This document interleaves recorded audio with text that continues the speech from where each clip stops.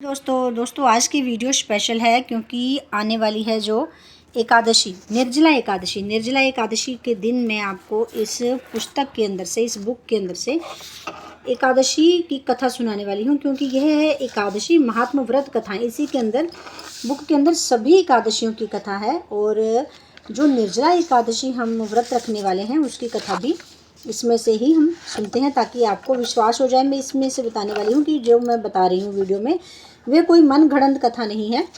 ये एकादशी व्रत की जो शास्त्रों में दिया गया है जो विवरण, वह कथा इसमें निहित है। तो आज हम सुनेंगे निर्जला एकादशी व्रत महात्म की कथा।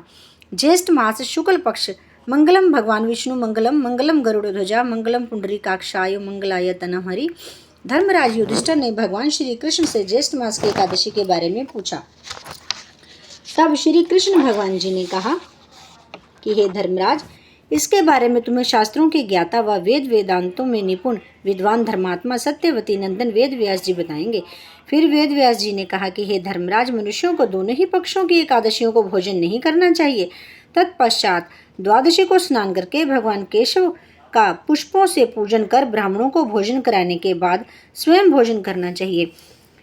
इतना सुनकर भीमसेन बोले कि हे पितामह, बड़े भ्राता युधिष्ठिर, माता कुंती, द्रौपदी, अर्जुन, नकुल, सदैव एकादशी को कभी भोजन नहीं करते और मुझसे भी भोजन ना करने को कहते हैं। लेकिन मैं उनसे यही कहता हूँ कि मुझे भूख सहन नहीं होती। तब व्यास जी बोले कि भीमसेन, तुम यदि नर्क को है और स्वर्ग को श्रेष्ठ समझते हो तो तुम दोनों पक्षों की एकादशियों को अन्न मत खाया करो। इस पर भीमसेन ने कहा कि हे पितामह, मैं आपसे पहले ही कह चुका हूँ कि मैं भूखा नहीं रह सकता। फिर पूरे दिन उपवास करना कैसे संभव हो सकता है? यदि मैं घोर प्रयास करूं तब भी पूरे वर्ष में केवल एक बार ही व्रत कर सकता हूं। अंत मुझे कोई ऐसा व्रत बताइए जिससे मैं उसका पालन करके स्वर्ग को पा सकूं। व्यास जी बोले कि हे भीमसेन, तुम ज्येष्ठ मास के शुक्ल पक्ष की एकादशी का व्रत करो। इससे स्नान करने के लिए 3 मासा जल से अधिक ना लें। इससे शरीर की शुद्धि हो जाती है। आचमन में 7 मासा जल से अधिक लेना मदिरा पान के समान होता है। इस दिन भोजन करने से व्रत नष्ट हो जाता है। सूर्योदय से सूर्यास्त तक जल पान करने से 12 एकादशियों का फल मिलता है। द्वादशी को सूर्योदय से पहले उठकर ब्राह्मणों को दान करने के बाद ही भोजन करना चाहिए। इससे सभी एकादशियों का फल मिलता है। यह व्रत मुझसे स्वयं भगवान केशव ने कहा। जो मनुष्य निर्जला एकादशी को व्रत करते हैं उन्हें यमदूत दिखाई नहीं देते और भगवान विष्णु के दूत आकर उन्हें स्वर्ग ले जाते हैं। इसीलिए संसार में निर्जला एकादशी जैसा अन्य कोई भी व्रत नहीं है। अंत इस व्रत को अवश्य ही करना चाहिए और ओम नमो भगवते वासुदेवाय मंत्र का जाप भी करना चाहिए।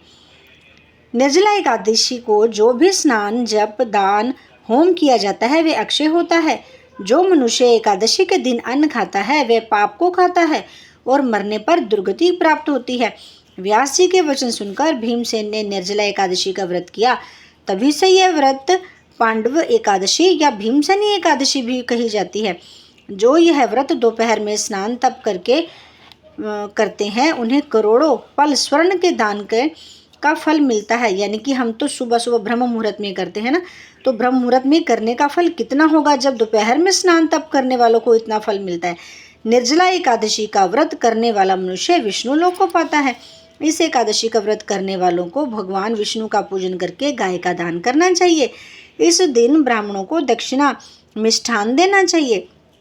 इस दिन अन्न, वस्त्र, शस्त्र, जूतों का दान करना चाहिए। जो कोई भी इस पाप नाशक एकादशी का व्रत करता है वह पाप मुक्त होकर अक्षय पद को प्राप्त करता है।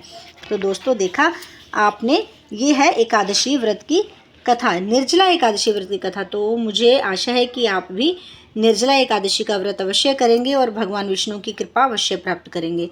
जय श्री कृष्णा, जय श्री राधे।